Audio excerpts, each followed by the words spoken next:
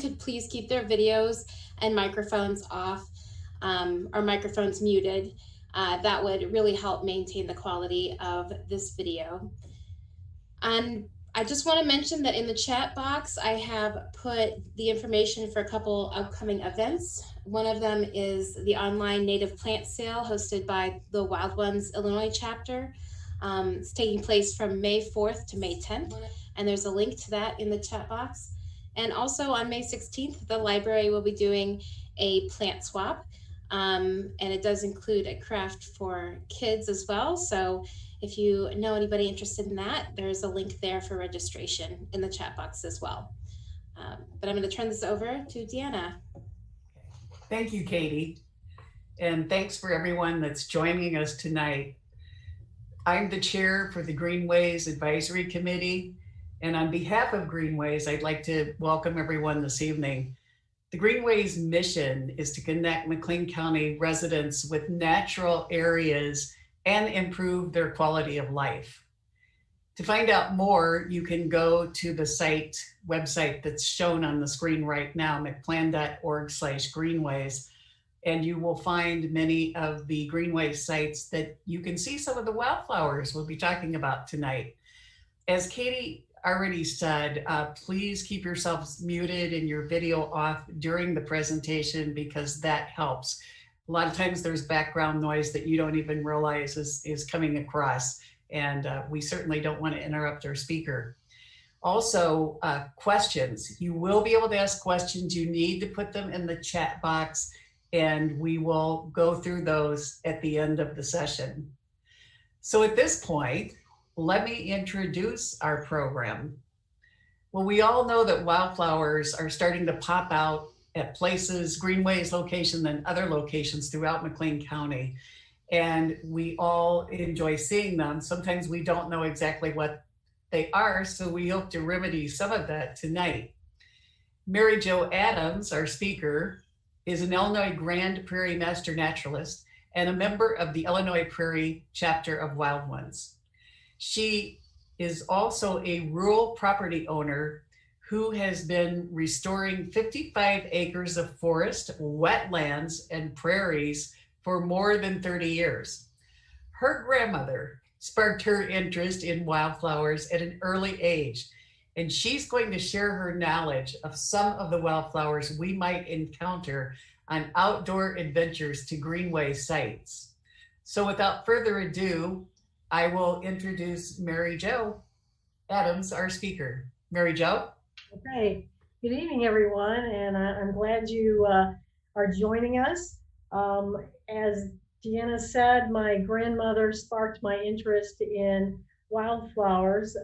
She lived in a small little rural town, and there was a railroad track that went by her house, and as a young child, I would go hiking and wandering down the railroad tracks and come back with my hands full of wildflowers, and Grandma and I would try and figure out what they were, and she would paint them. She tried to have me paint them, but I wasn't very good at it, so maybe that's why I decided to pick up photography instead.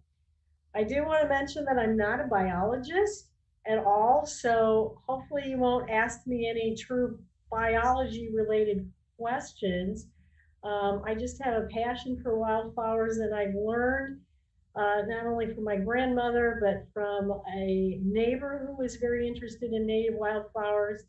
And just by going out in the woods and finding all these beautiful wildflowers and trying to figure out what their names were, I've kind of learned on my own, and you can do them too. So I'm going to start first with a little bit about where you might go to find some of these, and I'm going to focus primarily on spring wildflowers because that's typically what we're going to be looking at right now in the next month or so. So next slide. Oh, that's just me. Yeah, and I'm out with my camera all the time. So next slide. So our native wildflowers do start blooming really early. February, even when the snow, we'll have skunk cabbage, which is an uncommon plant, but it's found in real wet areas, will start blooming in February, believe it or not. But April and May are usually our prime months for our spring wildflowers. But a lot of it depends on the weather. We've had it kind of cool and rainy. Sometimes that delays bloom time. And so I think right now we're a little bit behind schedule from previous years. But once we get some hot and dry weather, that speeds up the bloom times, and pretty much those blossoms just don't last long. So for example, the bluebells are just, almost at the height of their beauty, even last week and this week. But if we really get some hot 80-degree sunshine, they're going to not last very long. So you need to get out and see those. Our native wildflowers, again, are really important for our pollinators, our bees, our wasps. You can see the little bug that's on this native trillium. So ants, bats, and our hummingbirds, which, according to Deanna, they've arrived here in central Illinois. And our native wildflowers are adapted to our local climate and really do provide significant ecological services to our habitat. Next slide. So where can you go? There's lots of places in McLean County, and in fact, even not that far out of McLean County, that you can go to see some of these wildflowers. Kamlara Park has some lovely areas near Hudson. The Constitution Trail right here in Bloomington Normal, especially the John Wesley Powell Garden in Normal. Although I don't know how many early spring wildflowers are popping up right there. Usually those come in a little bit later in maybe early summer. Ewing Manor and the Hedge Wood should be just blossoming right now, should be beautiful. Funk's Grove, of course, is a classic woodland area with absolutely stunning displays of bluebells right at the moment. So if you want to see bluebells, get yourself down to Funk's Grove near McLean. I just last week went to Moraine View State Park near Leroy. I hadn't been there in a long time, and I was just blown away by the beautiful flowers that were at Moraine View. I just hadn't been there in so long. I wanted to go back, and I was really, really impressed. And so it's a great place to go. Parkland's Merlin Preserve near Lexington is also a fabulous spot. And again, it's maybe just as famous, or it could be tied with Funk's Grove, as to who has the best bluebells display. I'm not really sure. But Parkland's also has some really unique plants, again, that is worth going to see, where they're actually having a wildflower walk. I'm leading one of the groups this Saturday. So you could go to the Parkland's website and sign up for a wildflower walk at Merlin on Saturday morning. Weston Cemetery near Chenoa is one of our very few native remnant original prairies near Chenoa. It could be just absolutely fabulous with spring shooting stars here in a little bit. It might be a wee bit early, but throughout the year, it's just a stunning place to go. There's lots of places, of course, over by Peoria, the Dixon Waterfowl Refuge near Henry, Lodge Park near Monticello also has some gorgeous places, but those aren't on our Greenway. So next slide. Those just gives you some, well, there's a long list of places to go. So I'll start a little bit with Kamlara. You can get trail maps either at the visitor center or online. The best trails, I think, for spring wildflowers are is the Shady Hollow Nature Trail.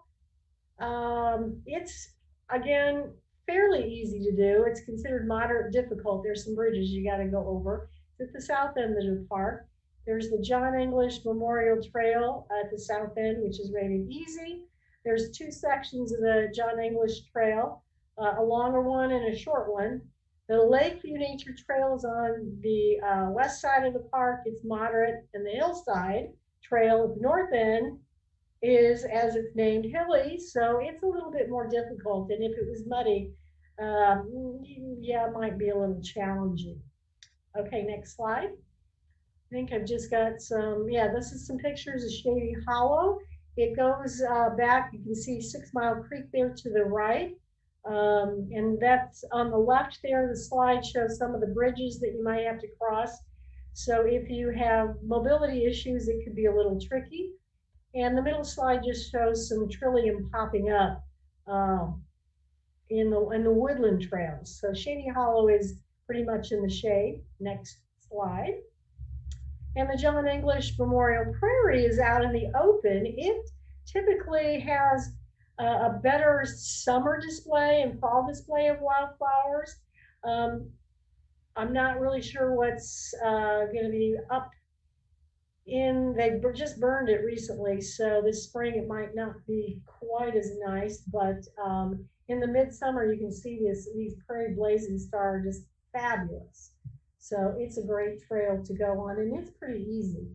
If you've got young kids, it's a nice little loop going around this trail, and it's pretty flat and it's not hilly. Next slide. The Constitution Trail in Bloomington Normal. Of course, there's so many sections of the Constitution Trail, but the Ottoman Garden is, again, one of our Master Naturalist-led projects. It has been planted with native flowers, and in fact, they just had some work days where they're doing some weeding. But again, it also is probably going to be a little bit better for later spring, early summer, and summer wildflowers than some of the early woodland spring wildflowers that I'll be talking about. But the Ottoman Garden is just a beautiful, small little area where you can easily walk to and see some native wildflowers.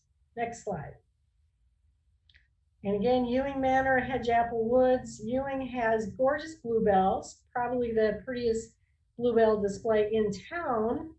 The Hedge Apple Woods has trails that go through with, it's kind of a project, again, Master Naturalist project to get rid of some of the invasive plants, so some of the lovely natives are coming in on Hedge Apple Woods trails. Plus, if you love birds, right now it's just absolutely fabulous for some of the spring migrants.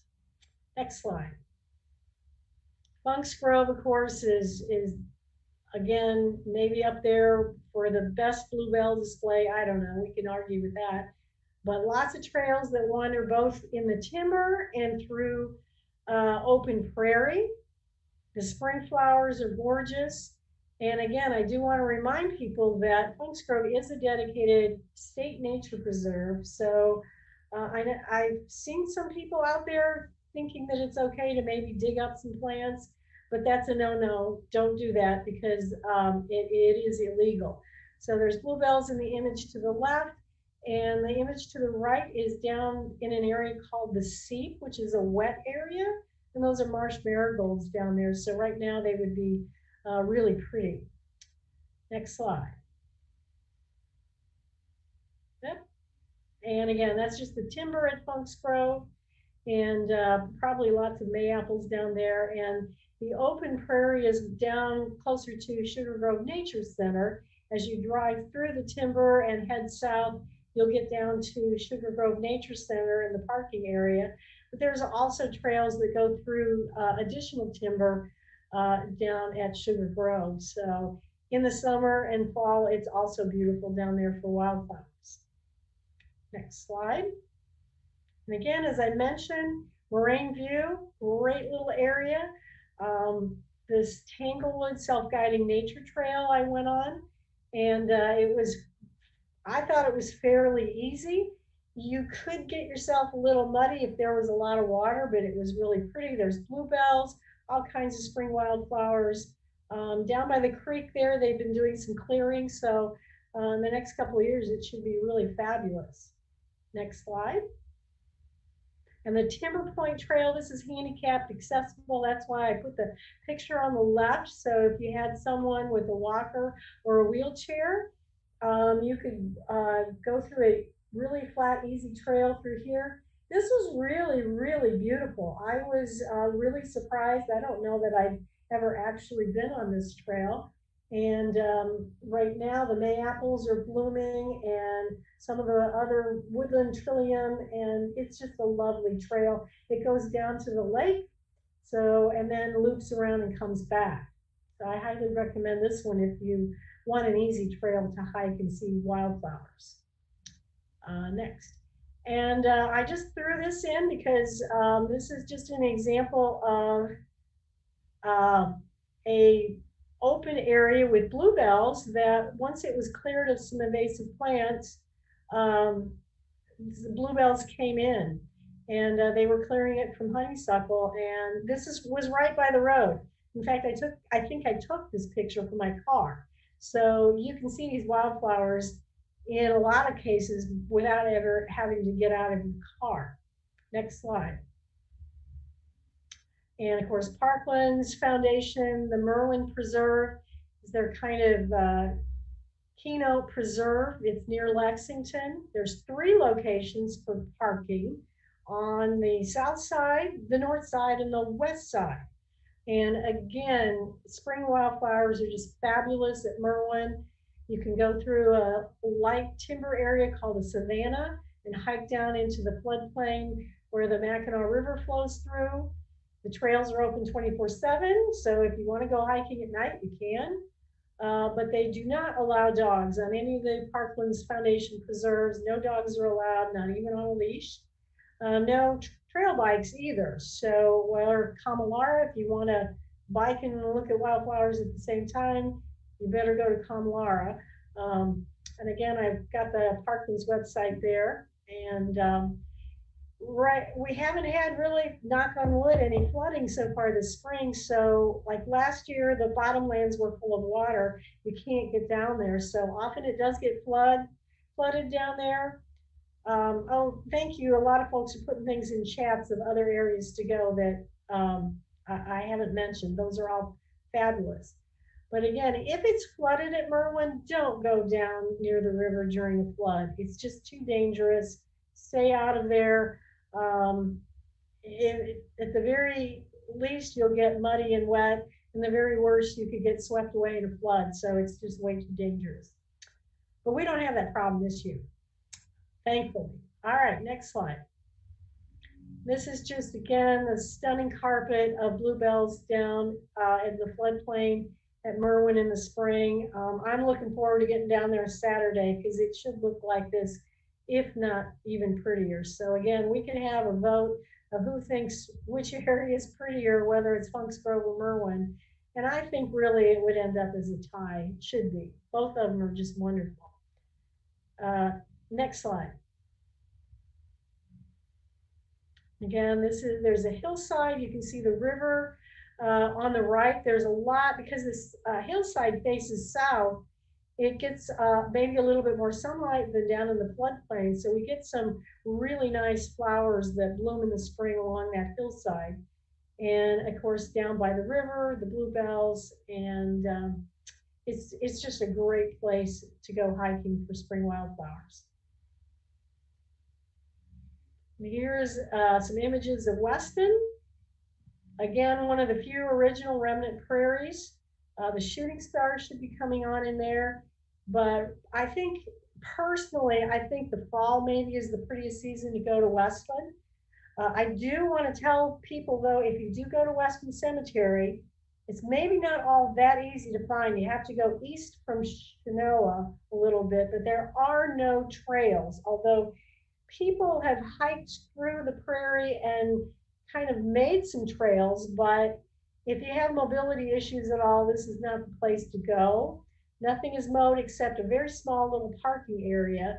And I would definitely wear long pants and closed-toed footwear, because not only are you likely to get bugs or whatever, but I mean, it's a little gnarly.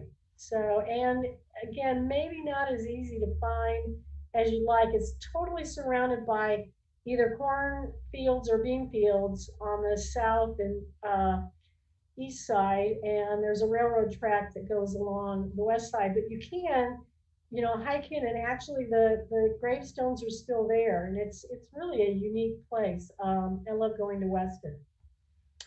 Next slide. And this is just some pictures of Weston in the fall. And thank you, Gretchen, for posting that on Ottoman Garden. And next slide. So some of the flowers now, I'm going to leave some of the places where you can go. And if you've got any other questions about them later on, you can put them in. And thank you those folks that put in some other areas to go to in the chat box. But for March and April, these are kind of the highlights. So we've missed our snow trillium.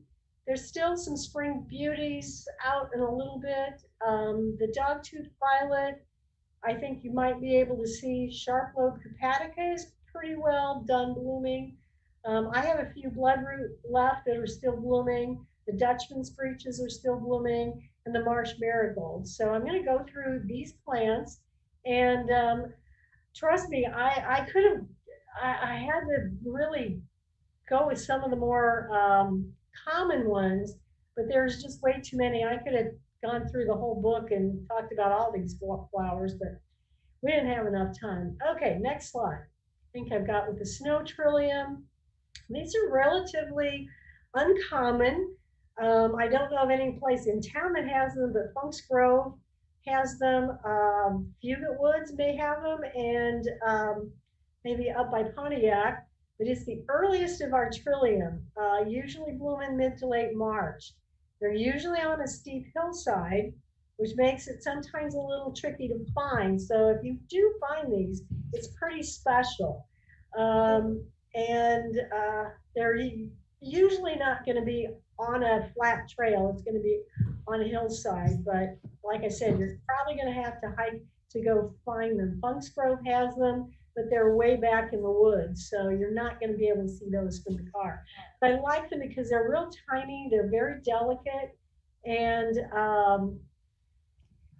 they're just a beautiful little flower. All right, next. Our spring beauties, and I'm sure Ewing has got a carpet of spring beauties. These are the ones that pop up all over. You can find them in your yard. They do range in color from white, which you can kind of see a little bit over to the right, to pink, or almost even purple or lavender.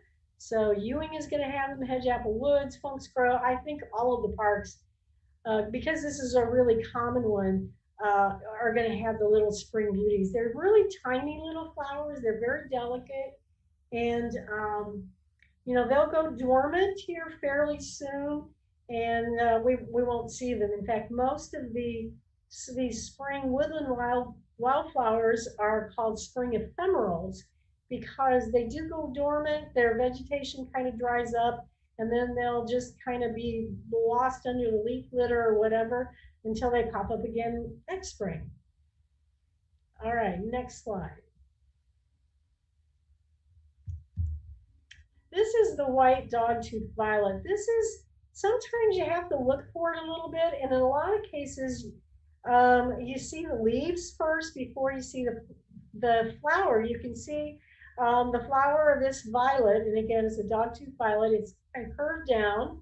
You're looking at the upper right hand side, the underside of it. Sometimes they're curved all the way down, and it's distinctive. You can see that if you look at the leaf, how it's mottled. It's green and then mottled with a little, I don't know, sometimes it's reddish, sometimes it's dark purplish, but it's a really pretty little delicate wildflower. There is also a yellow trout lily, which comes in a yellow version. They have some yellow ones down at Funk's Grove, which I couldn't find my pictures of the yellow ones, so that's why it's not there. But it has the same similar leaf to it that you can see. So I think to identify this one, just look for those mottled leaves that I think are pretty distinctive. Next slide. And again, one of my favorites, the sharp-lobed hepatica. There's also a round-lobed hepatica, but at least in my experience, they're not quite as common. Again, in our moist woodlands, and they range in color from the white to light lavender, sometimes pink, to really dark lavender. So you can't always go by, one separate color. In fact, a lot of or some of our spring wildflowers will do this. They'll have a range of colors, and don't ask me why they vary in colors, they just do. So again, the ones on the left are white, but I kind of like the light lavender ones. So they're really pretty. These are a lot of times in very early bloomers, early March, And first of the pollinators, the ants and the small little flies and insects will just be going right to these plants. So they're important for our early pollinators. And plus they're really pretty to find in the woods. You can have a whole hillside just covered with these beauties. So I love my Hepatica. It's one of my favorites. Okay, next one. And bloodroot. I should be able to see this. I'm pretty sure they have it in Hedge Apple Woods. And I probably should have put in another slide, I hope, of the leaf. I think you can see it has a very distinctive leaf shape to it. And again, you can see a flying ant on the left-hand image. And it's important for pollinators. Again, the root, you could actually dig this up and have an orangish red root. Native Americans use this as a dye. And I've never tried it. I've always wanted to try it, but I always hate digging up a pretty plant just to experiment with the roots. But one of these days I'm going to try it. But again, the white flower just blooms for a single day, and then the little petals just kind of fall off. So they do spread fairly easily, and actually this is an easy native wildflower if you've got a shady garden. This is a pretty easy one to grow, and it'll grow in nasty, almost clayey soil too. So at least I found it fairly easy to grow, but I live in the woodlands, so I'm sure it likes it where I am. So hopefully you can see the leaf. And oh, I don't know why anybody wouldn't love these cute little Dutchman's breeches. Again, usually in a little lower moisture area, but I've seen them go from the low bottom of a hillside all the way up to the top, covering a hillside. Oh, they're just so cute little things. There's another species that's really close to that called Squirrel Corn. I haven't seen it around here, but it probably is. I've just never been able to find it. But I did want to mention the plants are poisonous to humans. I don't know why you'd want to eat them, but I suppose if you have little kids that wanted to try things, don't let them eat this plant. So it's toxic to humans and cattle. So, but they're just so cute. And again, pollinators love this little guy, and it's just beautiful. They're fairly easy to grow if you've got shady, moist soil in a garden. If you wanted to try these in a garden, if you've got lots of shade, they're not going to be happy out in bright sunlight. Okay, next, how am I doing here? The Marsh Marigolds. Oh my goodness, who doesn't like a pretty bright yellow flower? They're only found in really wet areas. Funk's Grove. Actually, to get down to the seep, you need to go all the way down to the Sugar Grove Nature Center and get a map, and it'll hike you down to the seep. I'm not really sure how far it is, but it's a hike to get there. And in the spring, this low seep area is just covered with these beautiful golden marsh marigolds. So I put this in because don't we all just love these bright bursts of color early in the spring?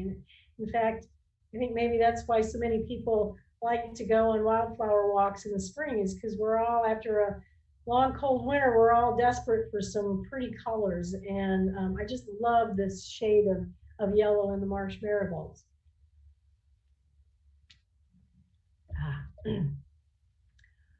Okay. Hopefully my voice will hold up here.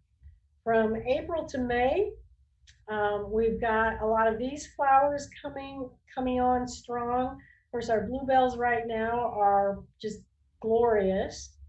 Our native Columbine, we've got mayaples popping up all over the place, woodland phlox, all kinds of violets, our Prairie Trillium, which is another species of trillium that blooms a little bit later. We've got our Jack in the Pulpits. I love Jacks.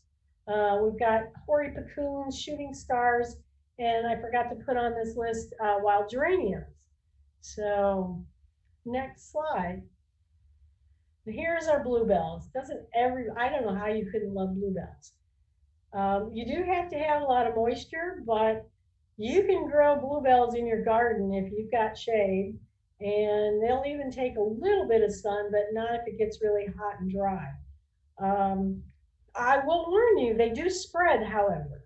So if you don't want them all over your yard, which I mean, I got them all over my yard. I love them. And they're easy, actually, they're easy to grow and they're fairly easy to transplant and start. You got to get them when they're little.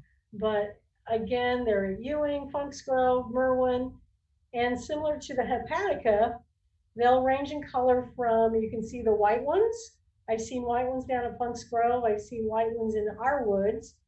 They come in pink, and you can see a kind of combination in this plant. Some of the flowers are pink, some of them are, now the blue, and then our more classic blue in the left-hand image. So, and don't ask me why they can change color. I don't know. I'm sure a botanist could give you that information, but not me. So who doesn't love bluebells? This is our native columbine.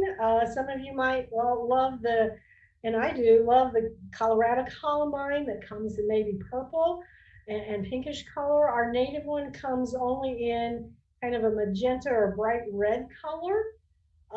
This is our only native columbine, and as you can see, you can almost always tell because it's got that droopy kind of stem.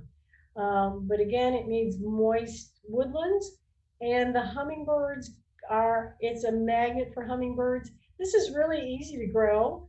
I wish more of our plant, nurseries here in town would carry columbine. It reseeds itself fairly easily. So I don't know why more people don't have the native columbine in their gardens because it's easy to grow and it's a real beauty, and the hummingbirds and other pollinators just love it. It's one of our few bright red flowers. We don't have a whole lot of reds. Okay, next slide. And our mayaples. These are fun little plants. They pop up with these great big leaves with a cute little white flower underneath the leaves. And that white flower actually turns into like a small green ball after the flower goes down. So the fruit is toxic. So again, you wouldn't want kids trying to eat them. They're not apples. The deer don't even eat them. So, if the deer don't eat them, you don't want to eat them either. So they're everywhere right now. They'll grow in really large colonies. I don't know if you remember back the image at Moraine View, but the mayaples can just kind of take over an area. But again, they're ephemerals. They don't last just from the spring. So after they quit blooming and you get the fruit that turns yellow, you don't see these guys anymore. But I think the flower is really pretty. I didn't have time to put the picture in the slide, but I actually, this weekend, I just laid down on the forest floor and kind of took my camera and shot up. And I mean, you feel like you could be a little fairy underneath these plants if it was raining, and it would be like holding a little umbrella. So I love these guys. They're really fun plants. And again, easy to grow. And you'll see those pretty much everywhere in any of our woodland areas. All right, wild geranium. This is another easy one to grow in a home garden. It's very common. It will take a little bit more open sunlight. As you can see, both of these pictures are out in the sun. But this is another one that I wish our nurseries in town would carry, because it's a lovely, just spring bloomer. It's kind of pinky purple. And again, the pollinators love it. And it's just a cute, I don't know, the flowers are, I don't know if you can see my hands, just yay big. It doesn't get very tall. It doesn't get rambunctious. It won't take over your garden. It'll just have its pretty pinkish purpley blooms, and then it kind of goes back in hibernation. So this is a wild geranium, and it's fairly common. Yeah, somebody mentioned that hedge apple woods would be, hi Lenore, you know, blooming in there, and they're just beautiful. I think they're really beautiful. I don't know why they're not more popular in landscaping, particularly for the spring, and if you had a shady area or even partly shady area. Okay, next. And this one too, the blue or woodland phlox. Oh my gosh, this is blooming right now. It's very easy to grow. It's gonna want a little bit more moisture.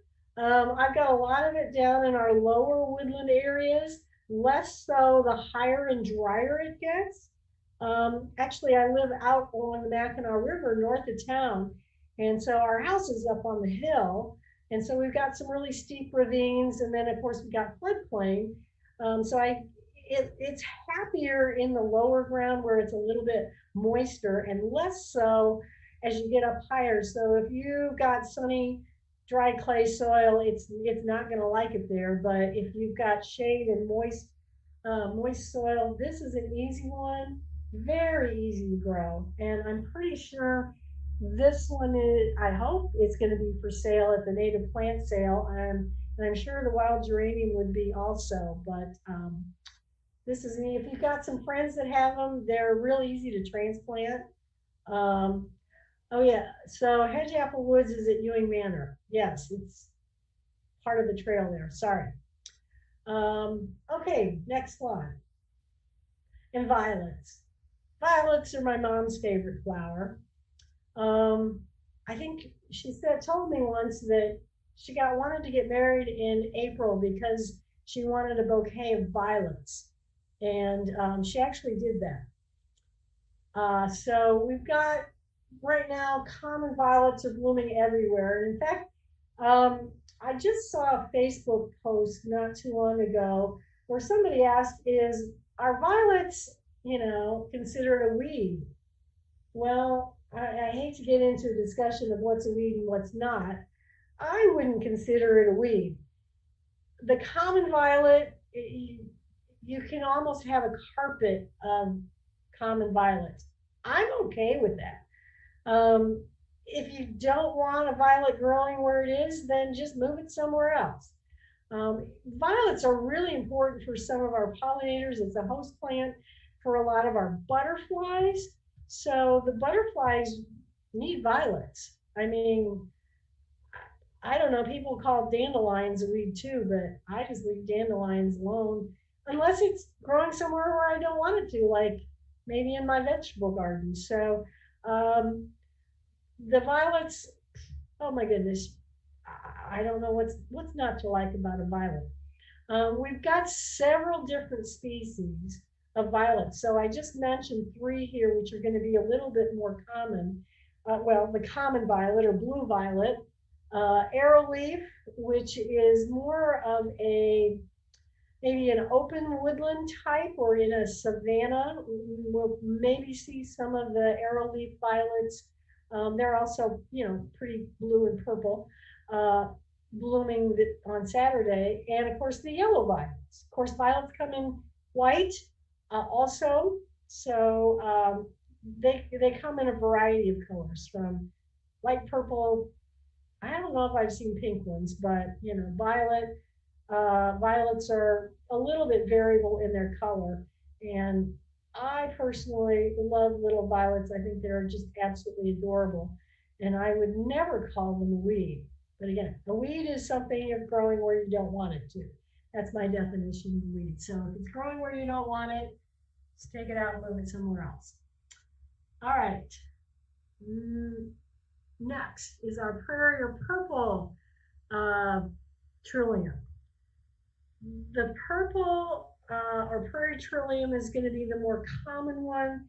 We have several different varieties. There's trillium recurvatum. There's a white trillium, which we pretty much have more in northern Illinois.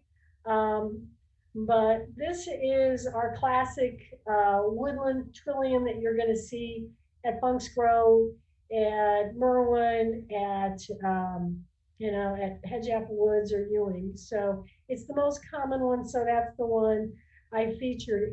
To differentiate some of the trillium, you pretty much need a wildflower guide with you to differentiate some of the species. There's a giant white trillium. Um, there's quite a few different varieties of trillium. I've shown you the snow trillium, and these are the common prairie or purple trillium. Uh, that is the most common that you'll see. Notice the mottled leaves. Some have more mottling than others. There's a sessile trillium, and again, you have to key in. Remember, I'm not a botanist, so you can key in certain features of the leaves or the petals to differentiate between some of the different trilliums. Okay, next. Oh, I love this guy. Jack in the Pulpit. What's not to like about Jack in the Pulpit? Its name is fun. It's very distinctive there. You can't miss this one. There is no other plant that's going to look like that. Other flower. It's one of our few green flowering flowers. I just learned again, it's amazing some of the things you learn on Facebook, but sometimes it's good and sometimes it's not. But anyway, the Jack in the Pulpit can switch from being a male flower to a female flower from one year to the next. And don't ask me how it does that. I don't want to know. But it typically comes up with three relatively large leaves and has this large cup-shaped plant with the curve and the spathe, which is the pointy thing coming out in the middle, is an attractant to pollinators, and it's a real common. You can find these in almost any woodland you go into, and it's actually fairly easy to grow in a home garden also. I've brought several up to the house, and they seem perfectly happy in my garden. Okay, next.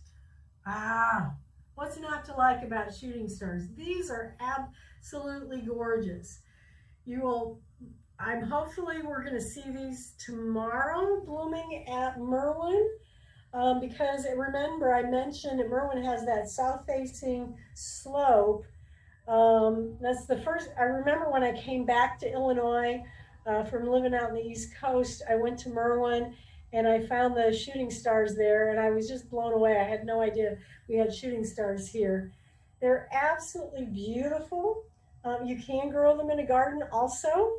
I do believe these are going to be for sale at the Wild Ones plant sale, but they do like sunshine. They're going to bloom better in partial sun to even full sun. They can be in a wide open full sun prairie. So Weston should have shooting stars blooming. And Merwin should have shooting stars blooming, but they also, like a lot of our other spring ones, can range from white.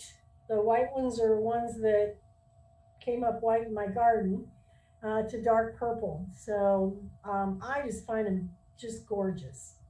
I love shooting stars. And then these are a few less common ones.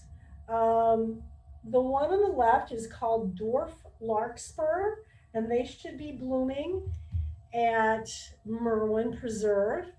And the yellow one is called Hoary Cocoon. And again, let me backtrack just a little bit. The Dwarf Larkspur is a true woodland plant. It's going to be showier and prettier with a little bit of light, but it's likes the woods. The Hoary Cocoon, the yellow one, likes the sunshine. So you'll see that either in an open prairie.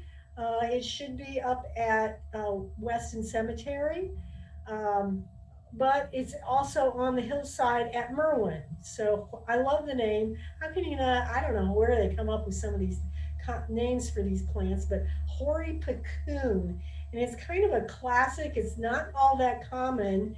Found in hill prairies or hillsides that are somewhat drier. So it likes a drier soil. And then down below the hoary cocoon is the cute little blue-eyed Marys.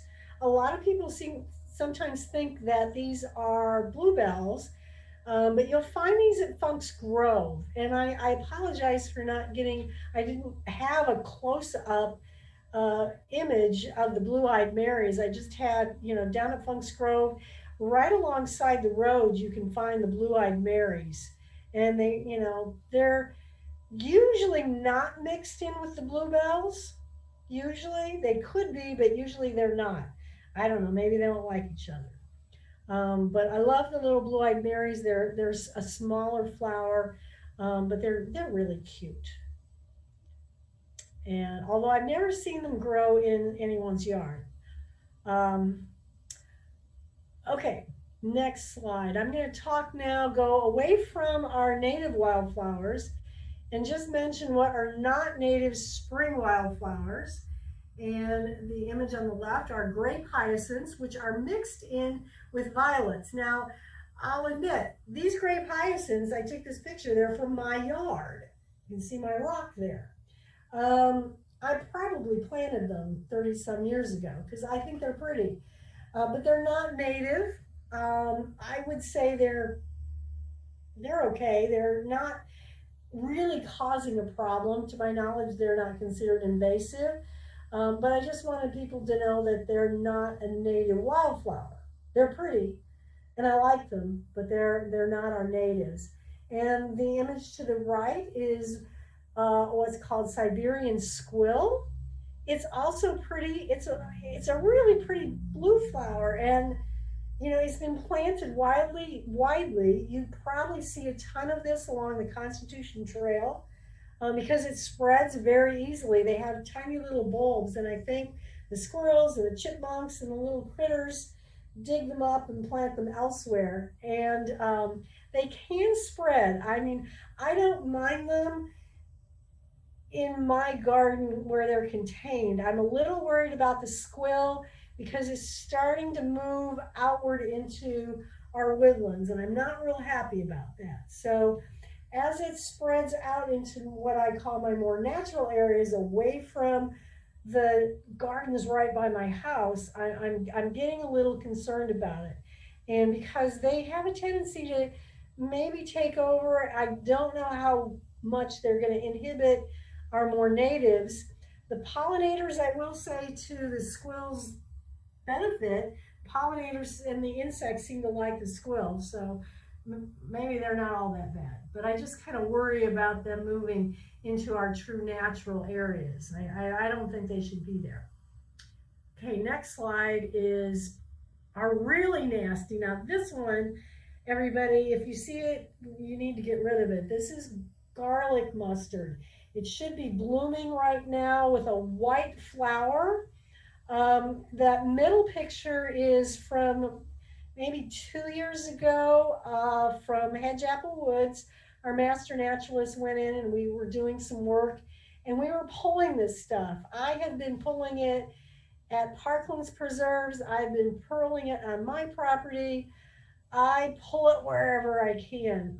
If I would have known 20 years ago how bad this was going to be as an invasive, I just would have sounded the alarm a long time ago. The seeds can stay in the soil for years. And the worst thing about this plant, now this plant is truly bad. It is considered allelopathic and it produces chemicals in the soil. It changes the soil chemistry that inhibits the growth of any other plants. And I also learned at a workshop that because of the altered soil chemistry, for those of you that like to go morel mushroom hunting, it's going to inhibit the appearance of morel mushrooms. So if you like your morel mushrooms, you should take one bag to get your mushroom, put your mushrooms in, and another bag to pull this stuff out and take it out with you and put it in the garbage. Although I sometimes get big piles and dry it up. I put it on a tarp, let it all dry up, and then I burn it. But I live out in the country and I can burn things. So if you see this starting to come into your gardens in town, or even if you live out of town, get rid of this stuff. It's terrible, terrible, terrible, terrible. But you can. People have tried to find something good about it. You can apparently there's recipes to cook with it. It's edible. You can make a garlic mustard pesto out of it. So if you're adventuresome, you could try, and that's why I think it was brought here um, as a culinary herb. So, and it does kind of smell oniony, garlicky if you pull it. It does have a distinctive smell. But pretty much anything it can get fairly tall that has a white blooming flower. If you pull the leaf and it smells garlicky, it's going to be garlic mustard. And so if you see it, get rid of it. All right, next slide. This is another invasive plant, which is unfortunately way too common. A lot of the understory plants, the shorter shrubby plant layer that we see in our woodlands, which we shouldn't see looking like the image to the left, which is at Moraine View, is this bush honeysuckle. And again, it was brought into this country as an ornamental, and it's just kind of taken over. There's several invasive shrubs. Autumn olive is another one that's particularly bad. And I'll say something good about it with the flowers. The insects love the flowers. Um, Same with autumn olive, but the berries are spread by birds, and this stuff will spread everywhere. I'm sure it's all throughout along the Constitution Trail. Um, it's I don't know. You find it everywhere. Um, it's shades out other plants, and it has a real shallow root system. A lot of people think, oh well, if you have it on a slope, it'll help prevent erosion. No, because the root system is so shallow. Um, it doesn't help with erosion at all. I guess if you wanted a privacy screen, you could say, yeah, you can't see through it, but it just does so much damage to our ecosystem that, we're now finding in our natural areas, whether it's at Kamalara, whether it's at any of our state parks, everybody's trying to get rid of this stuff. Parklands, we just had a Earth Day, Work Day, and what were we doing? We were cutting and herbiciding honeysuckle, which reminds me, if you want to get rid of it, you can't just cut it. It doesn't, it will come back and haunt you.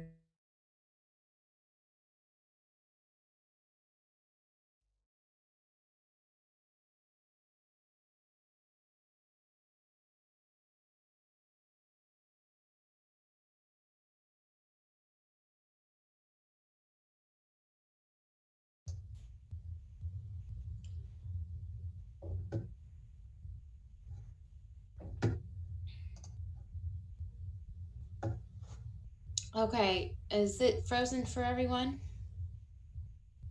No, I think it's just her. Okay. Well, Deanna, do you want to go ahead and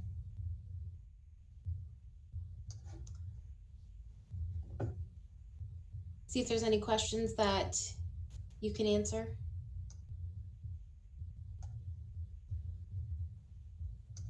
Oh, Deanna's gone too. All right, well, I don't know if she'll be coming back. You guys can stay on if you'd like.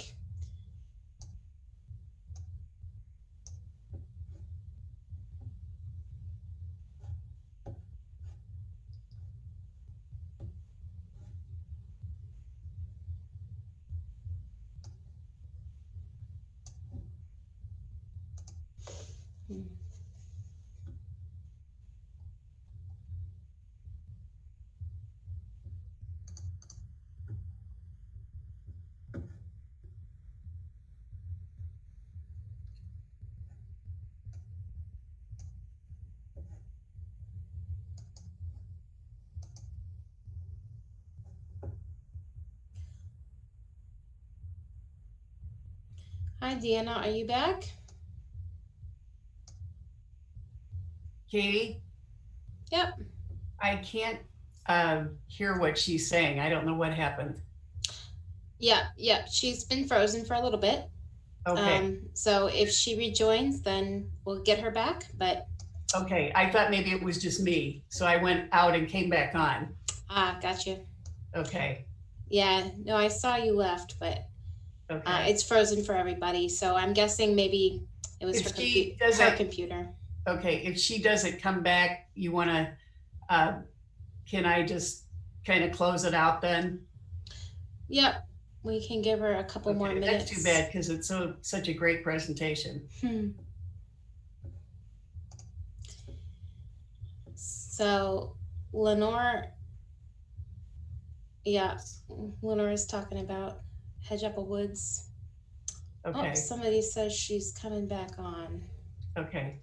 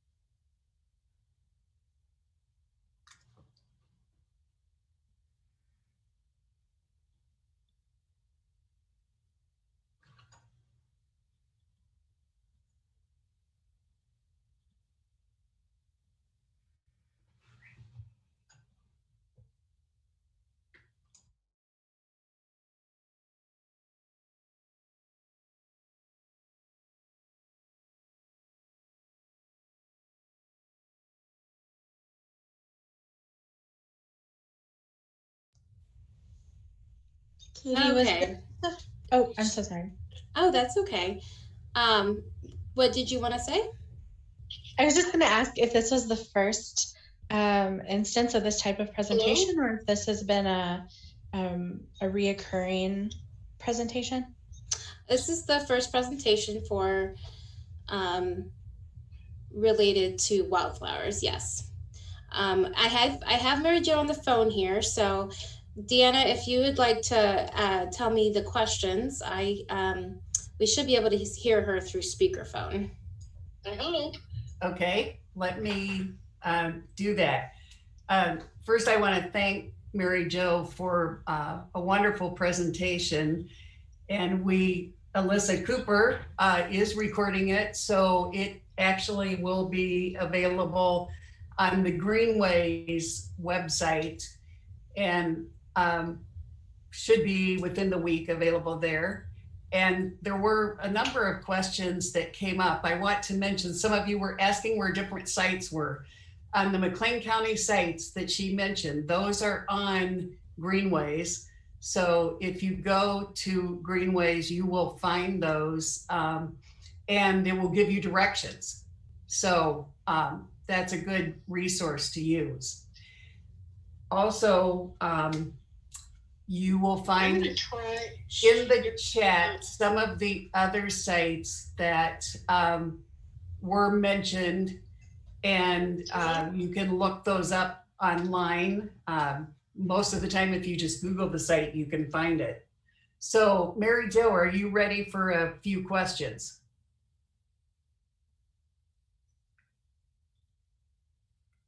Not hearing her.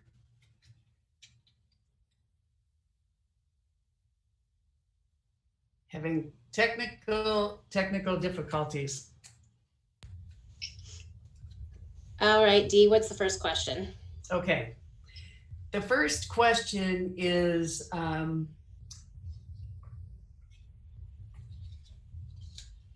are wildflowers as a whole in decline, much as we hear many things in nature are declining?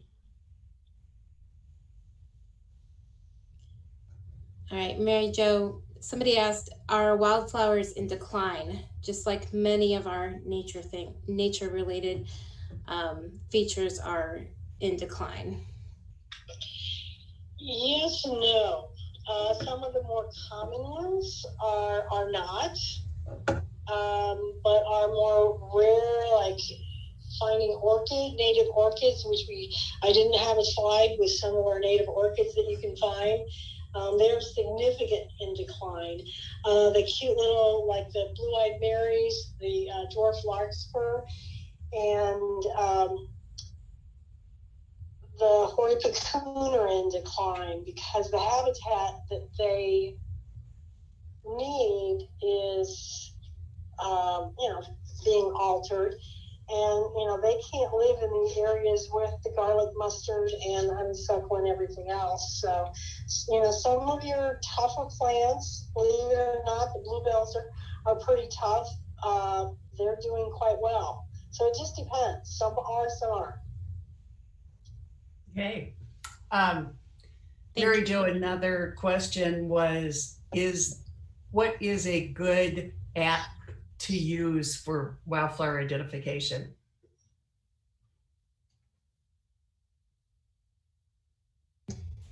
Okay, the best app that I found is called the iNaturalist, and I believe I had that listed on one of the slides. It's an app for your phone, and it's free. You get it on your phone, and you do have to sign up for it and like get an account. But that once you have it on your phone, you can click where it says observe, and you'll take a picture of the flower, and then it will ask you, what did you see? And you click on that, and your phone will identify it for you, or the app will. And it usually gives you a couple of suggestions, and with like maybe 5, and you can look a little bit closer. It will actually give you information about the plant if you want to try and make a determination. So that's what I use going out with me. If you want, an actual reference book, the Illinois Wildflowers is a good reference book. There's also a app for your phone called Illinois Wildflowers. It's a little bit more complicated, I think, to use because although it does go with color, but you have to know how many petals and, put in where what habitat it was in, that kind of stuff. So the iNaturalist I like because I think it's a little faster and it gives you faster feedback. But iNaturalist, Illinois Wildflowers are 2 apps for your phone. There's the Illinois Wildflowers book. And then I've got a wonderful Wildflowers and Ferns of Indiana Forests. It's a field guide, which has a lot of these spring woodland flowers. Again, a lot of our Indiana forests are similar to our Illinois ones. I like the field guide to wildflowers, which is the Peterson guide. So those are just some references that I'd suggest, but I highly recommend the iNaturalist app for your smartphone. Okay, thank you. Is there a best time of day to go look for wildflowers? No, any time of day you can go. If you're photographing wildflowers, you probably want to go earlier in the morning or later in the afternoon because the light's a little bit better. But, some of the wildflowers are kind of close up in the late afternoon, but most of them are, they're blooming all throughout the day. Okay. So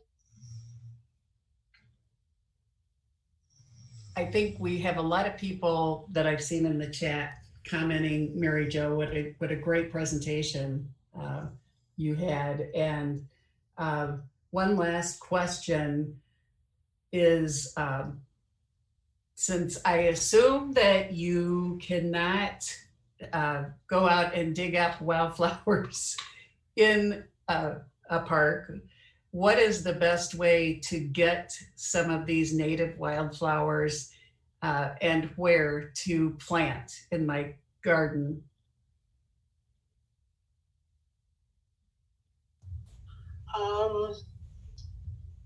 Well, you can try the native plant sales.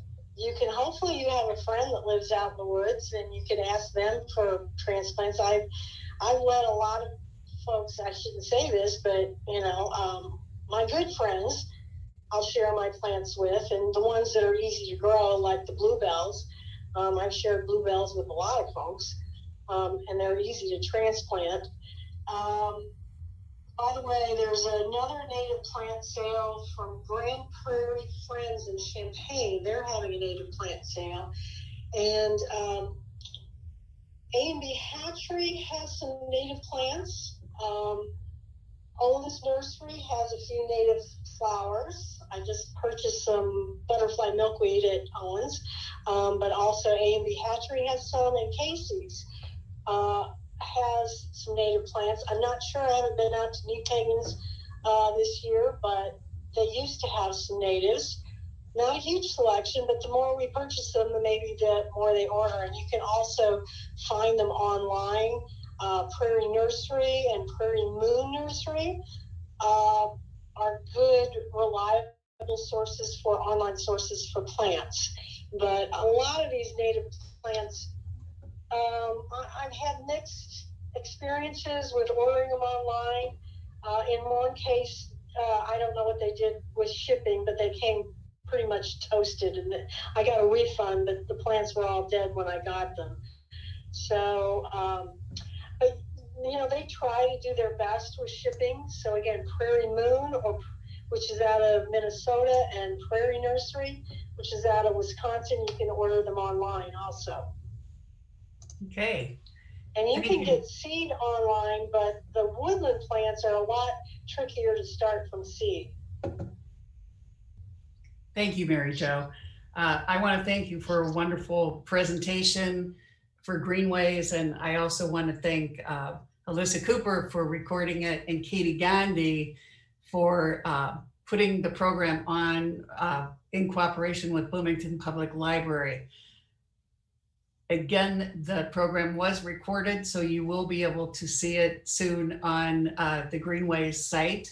And it and the program that Greenways sponsored about birds in McLean County will also be on that site. Thanks to everyone for attending this evening, and have a great rest of your week. Go out and identify some wildflowers.